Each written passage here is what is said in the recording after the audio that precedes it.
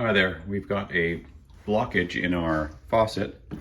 We run it cold, it's coming up strong.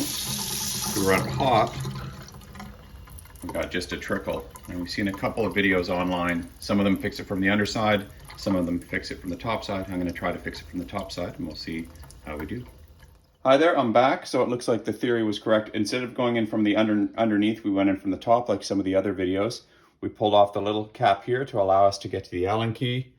That's the Allen key we used. Pulled it off the top, and then this was just hand tightened on the cap. And once we got in there, we used this tool to gently remove the brass. And you can see in here the inflow for the hot has got this gunk that you might have seen on some of the other videos here. I actually think it's the device is chewing itself up. A little bit of blackness in there. It looks like a little piece of plastic or whatever else in there. Long story short, that bit, the sort of soft plasticky O-ring feeling stuff is where the problem was. And I expect that once I put this back on there, we're gonna get back to a good flow of hot water. Thanks. Success.